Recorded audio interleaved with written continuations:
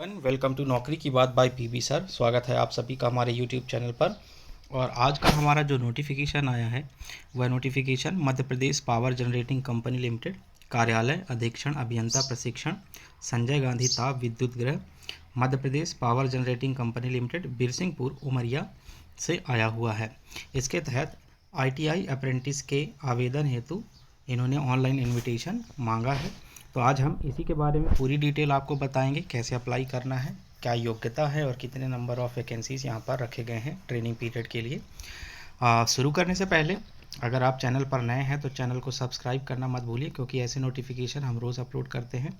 Video पसंद आए तो लाइक करें और शेयर कर दें ज़्यादा से ज़्यादा, ताकि अधिक से अधिक लोगों तक पहुँच सके। आइए स्टार्ट करते हैं। तो जैसा कि आप देख पा रहे होंगे, मध्य प्रदेश राज्य के शासकीय अशासकीय मान्यता प्राप्त औद्योगिक प्रशिक्षण संस्थाओं ITI से उत्तीर्ण अभ्यर्थियों से निम्नलिखित शाखाओं या ट्रेड में 1 वर्षीय अप्रेंटिस प्रशिक्षण हेतु आवेदन पत्र निर्धारित प्रपत्र में ऑनलाइन आमंत्रित किए जाते हैं। यहाँ पर हम आपको बताएंगे कि अलग अलग ट्रेड में टोटल नंबर ऑफ जो पोजीशन है वह कितने रखे गए हैं। तो जैसा कि आप देख पा रहे होंगे, यहाँ पर इलेक्ट्रिकल मैकेनिक में टोटल 7 पोजीशन है, इलेक्ट्रीशियन में 10 हैं, mechanic HTLT equipment and cable jointing में 7 हैं, मैकेनिक में 7 हैं, मैकेनिक कम्युनिकेशन इक्विपमेंट मेंटेनेंस 3 हैं, mechanic repair and maintenance of electronic test equipments में 3 रखे गए हैं, वेल्डर में है 6, गैस कटर में है 6,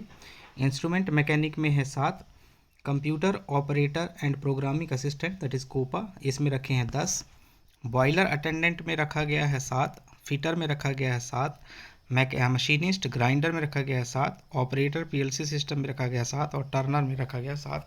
सो total number of position are here 101। 101 पदों पर यहाँ पर ट्रेनिंग पीरियड के लिए पोजीशन खाली किए गए हैं और इन्हीं संबंधी आपसे ऑनलाइन आवेदन मांगे गया है। यहाँ पर कुछ नोट भी बताया गया है इसके लिए। तो ये जो पोजीशन है इन पर आप अप्लाई कर सकते हैं अपने संबंधित ट्रेड में उनसे रिलेटेड। तो मध्य प्रदेश का मूल निवासी होना चाहिए उम्मीदवार को। ऑनलाइन आवेदन की अंतिम तिथि जो है वह 1 सितंबर 2022 रखी गई है। इसके अलावा अन्य पिछड़ा वर्ग के आरक्षण पर उच्च न्यायालय मध्य प्रदेश के निर्णयानुसार रिक्तियों की संख्या में परिवर्तन किया जा सकता है। इस वर्ष में समय समय पर होने वाली रिक्तियों को भी इस विज्ञापन के माध्यम से प्राप्त आवेदनों से भरा जा सकेगा। ये कुछ नोट्स हैं। इसके अलावा और भी कुछ इंपॉर्टेंट बातें हैं, जैसे कि प्रशिक्षण के लिए जो लागू नियम और शर्तें हैं वो ITI अप्रेंटिस शासकीय अशासकीय औद्योगिक प्रशिक्षण संस्थाओं से ITI उत्तीर्ण होना चाहिए योग्यता के अनुसार। पात्रता क्या है? तो ऐसे जितने भी उम्मीदवार होंगे, जितने भी कैंडिडेट हैं, किसी भी स्थापना या संस्था में इसके पूर्व अप्रेंटिसशिप हेतु पंजीकृत ना हुआ हो, वही लोग इसके लिए एलिजिबल होंगे। और यहाँ पर किसी भी संस्थान से 1 वर्ष या अधिक का समय कार्य ना किया हो।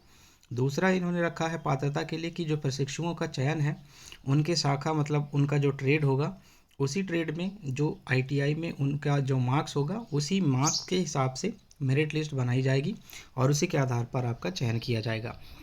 प्रशिक्षुओं का जो प्रशिक्षण है वह समाप्त होने पर यहाँ पर किसी भी प्रकार की नियुक्ति देने संबंधी कोई बाध्यता नहीं है।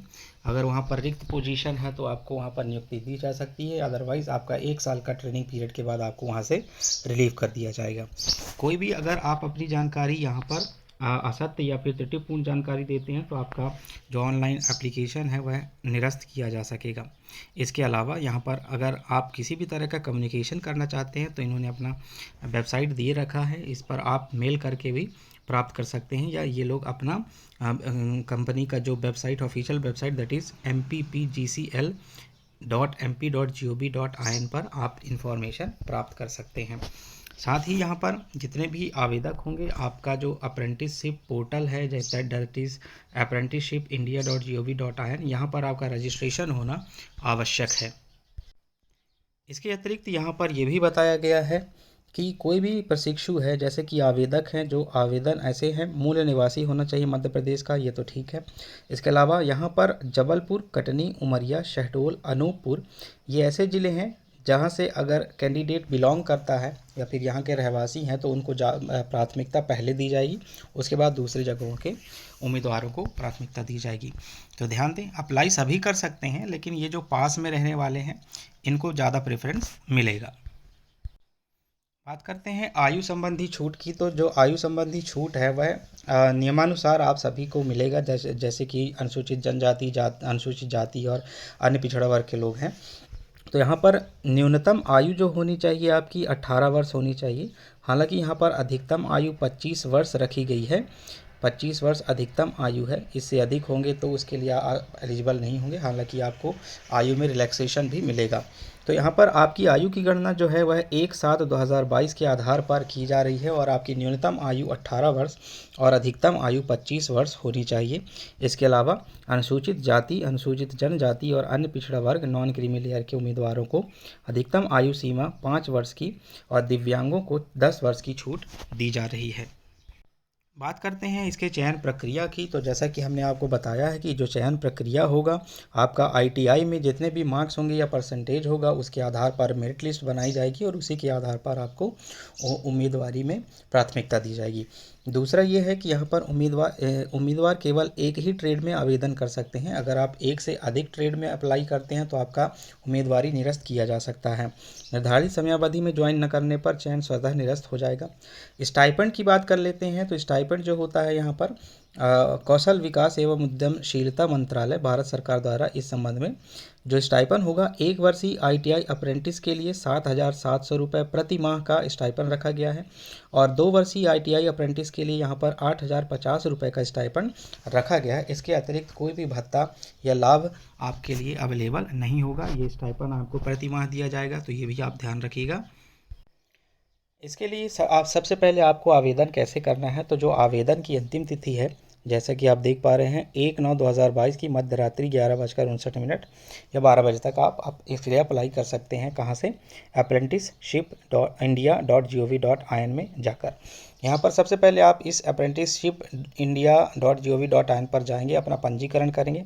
पंजीकरण करने के बाद आपके पास वहाँ पर रजिस्टर बटन के लिए आएगा, रजिस्टर एज कैंडिडेट की तरफ करना है। फिर उसमें अपना पर्सनल जो डिटेल है वो भी आप क्या करेंगे, फिलअप करेंगे, जैसे कि माता का नाम, पिता का नाम, जन्म तिथि, लिंग आदि आप पूरी डिटेल वहाँ पर भरेंगे। फिर इसके अलावा अपना ईमेल आईडी और पासवर्ड जनरेट होगा, उसी ईमेल आईडी और पासवर्ड के हिसाब से आप अपना एप्लीकेशन चेक कर सकते हैं।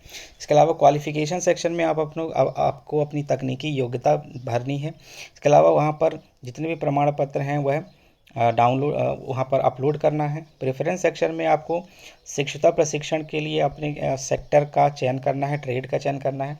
चौथे चरण में फ़ोटो, जन्मतिथि, प्रमाण पत्र स्कैन किए हुए हस्ताक्षर अपलोड करना है और कंटिन्यू करना है।